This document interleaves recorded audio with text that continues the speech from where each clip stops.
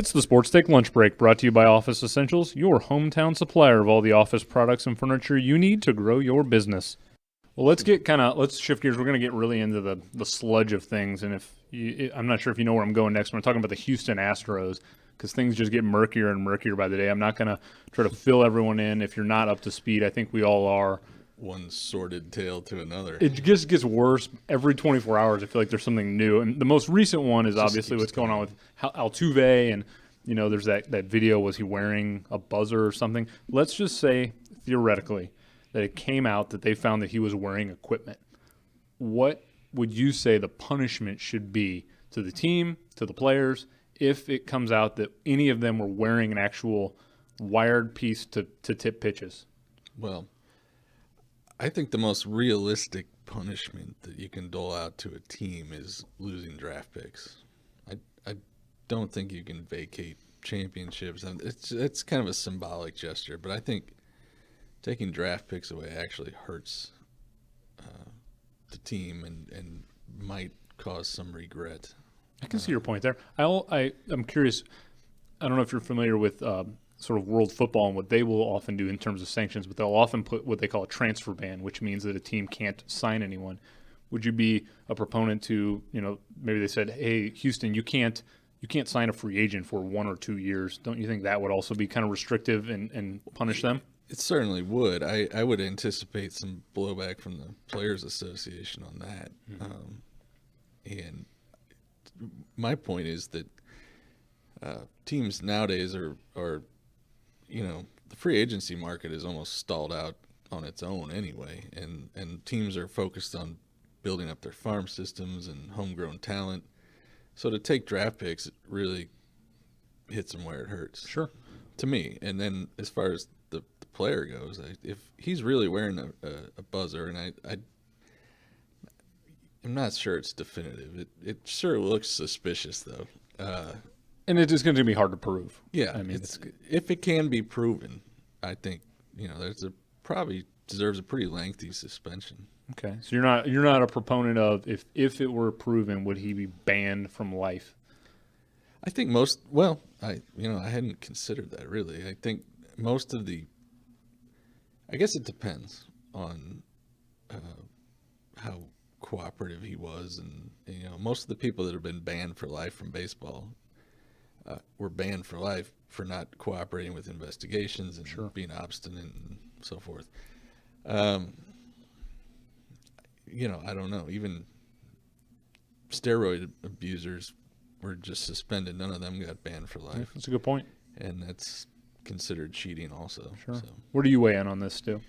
I'm starting to lean more and more towards the more evidence that comes out towards stripping Altuve of his MVP and just leaving. Well, I was thinking about just leaving it vacated, but I think since that's kind of a merit thing, I wouldn't have a problem with doing next man up for the MVP that year and just kind of, I know with the Heisman, Reggie Bush just left that vacated, but didn't they strip Braun of his MVP and therefore give it to someone else, unless I'm mistaken on that one? I don't recall on that. That might be the case, but if there's a precedent, I feel like there's a precedent for it. Yeah, then for the steroids. Yeah. I mean, we know for sure he won in, I think, 2017, right? Mm-hmm. Yeah, he won in 2017, and we know he was cheating in 2017. So I think there's no reason why they can't do it now. Now, I don't know if that would come from the BBWA is the one that decides that, and not the MLB front office. But if they make, it wouldn't surprise me if more evidence comes out that that's a step that they take.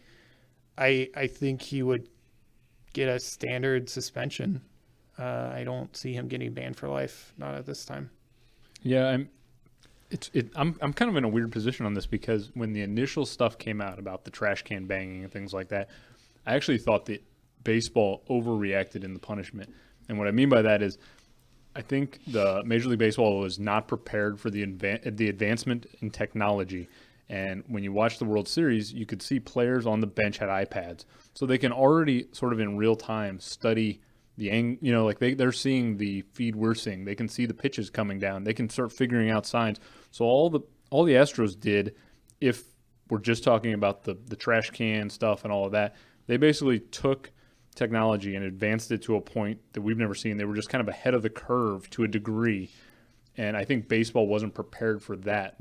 Baseball sort of opened the door to this new technological era in baseball and didn't know how to contain a team that was trying to take advantage of it fundamentally. But I think when we're talking about wearing a device, that is so far beyond the bounds of reason that you have to ban a guy permanently.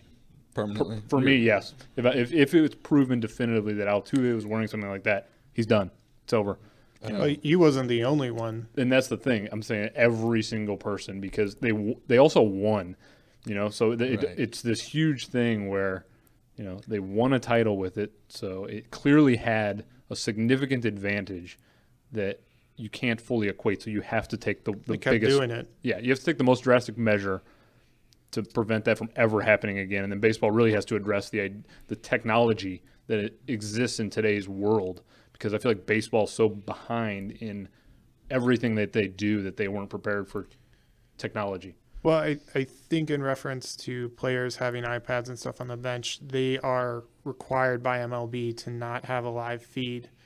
I believe they have a delay on any access to. But they can to the still but I think study if they're- pitches and Yeah. But that's wwhy they have the video room, and that's been the case for decades now, where they have the video room and you can go back there and review. I mean, let's say whether there or was- not they follow those rules. Is So another question. if there was a guy in center field with binoculars that was standing and viewing the pitch and he waved, is that illegal? Yes. It is. And why? I'm just curious why.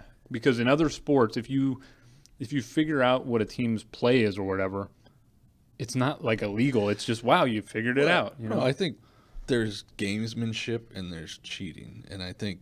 And why is that cheating to figure out? If a player, I think even if a player watches a feed of his at bat after his at bat is over and he notices something he can use the next time up, or he notices the pitcher's tipping his pitch, he hasn't resorted to anything other than his own eyes and intellect to decipher an advantage that he's not even sure about. Somebody in center field monitoring signs that the catcher's throwing down and signaling what's coming, to me, takes it to a whole new level of. It's hard for me to have a lot of sympathy, though, in terms of if you're too stupid to realize a team is cheating to that degree, change your signs. Well, seriously. yes. I think it's more naivete. But Yeah, you it's can't just- blame the, were they- Well, I can. If you the pitcher should be, and the catcher should be cognizant and have some method in place to, and they did. They changed signs. right. I think a lot of you them see do, but to say that, I don't. I'm probably overreacting to what you're saying. You're probably not saying that it's the pitcher's fault that Houston did this, but For sure not. But I guess what I'm saying is I get that it fundamentally is against whatever's written in text in a rule book, but I'm just sort of questioning the idea of the rules. And again, in basketball and soccer and any other sport, if you see what the other team is doing, it's not there's nothing wrong with it. Like, you've just figured it out. Right. You still have to play the game. These guys still have to hit the ball. They're that's not what I'm predicting trying- where the ball's going. that's what I'm trying to say. But to have somebody in center field relaying somebody in the clubhouse to bang on a trash can because it's a fastball, that's above and beyond. Okay. That's a serious organized effort on the part of many people to, gain an unfair advantage. Yeah, I'd say that's where the line is for me. I wouldn't necessarily say a guy in the outfield with binoculars, because that's something that the other team could also do themselves. And to me, I guess that's where the gamesmanship and cheating line is. The Astros rigged up a camera system, which is an advantage that the away team isn't going to have any chance to implement themselves. What about the idea in the NFL you often hear the home team pumps noise into a stadium to prevent the other team from hearing and causing all sorts of disruption. That's the same thing. Yeah, I don't But think nobody that- ever gets in trouble for it. It's just gamesmanship. Well, I don't think they should be doing that. I mean, if you can't count on, if your crowd is loud enough to distract the other team, then fine. But I don't think you should artificially pump noise in there or, anything else. They changed the wind direction, AC direction at the Homer Dome during the 1987 World Series. So when the Twins were batting, it was facing toward the outfield to help carry balls out, and they pump it on high. And then when the Cardinals were batting, they'd face it toward the infield and pump it on high. They admitted to that later. So I would That's wrong, say, too. yeah, there's a line to that. Baseball is weird because cheating is celebrated to an extent, but then you get to a point where, there are some hard lines. I'd say the buzzer thing is a hard line. I'd say betting on your own team is a hard line, and those you just hold. What to. about the idea of there's Hall of Famers in the Baseball Hall of Fame who have come out and said they did things with the ball, the pitchers? How is that any less of an offense when you're fundamentally doctoring? That's what the Patriots got in trouble for, deflating footballs. They Greasing a got caught. pitcher. They got caught. That's the thing. It's like, how is that? We're making an uproar about it because the league wasn't fundamentally prepared for technology and the advances of it, and Houston just got ahead of the curve. It's I agree with you to the point where you say they got ahead of the curve. That they went 3 corners around and back again. sort of that win at all costs mentality. I think there's a line. I just don't know where it is. Well, they went over it for sure. Yeah, and they They broke it down. They concealed it. They hid. They had the TVs in the tunnel, and then as soon as the game was over, somebody furiously tore it down and put it away so nobody would see. They knew they were doing something wrong. So I don't think that's being ahead of the curve on technology. That's cheating, whether it's binoculars or computers or buzzers, whatever it is. I think it's cheating, and the penalty should be pretty harsh. Because the best thing I could compare it to, even though it's a really kind of obscure analogy, is I would compare it to poker. So oftentimes in poker, if you are at a poker table and you can get a read on the dealer, or if you pick up on a tell, you're not cheating. You just figured out the tell. But if you're wearing like a buzzer, like in the movie Casino, and you're doing, you're signaling things, that's a line too far for me. But just figuring something out, You can get shot for that. that's what, again. So for me, just the initial thing wasn't that big of a thing.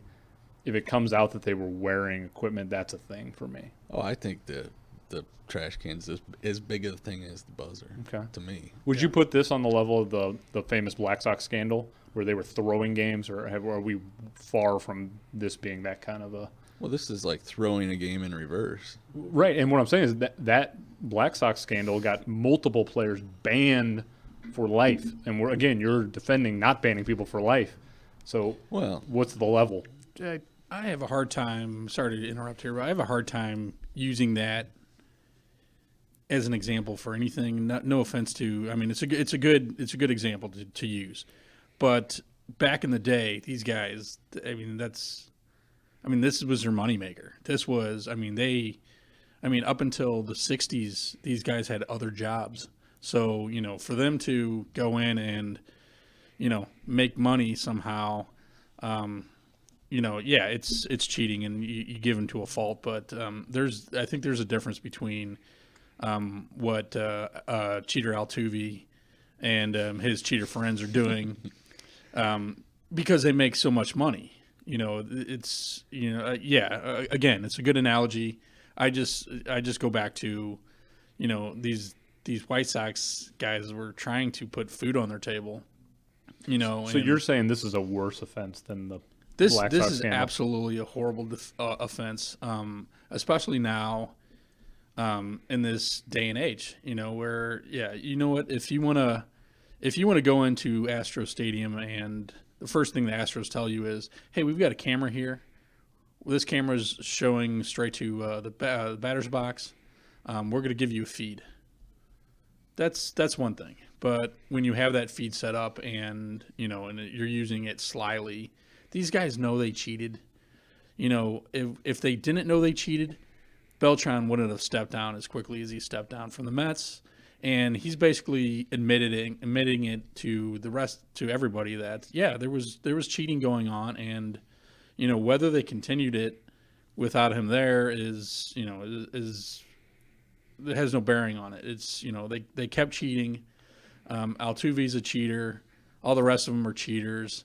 I would ban them all, and and if they don't ban them all, then Pete should be back. I don't know if we have 2 minutes. I don't know if we have enough time for a Pete conversation.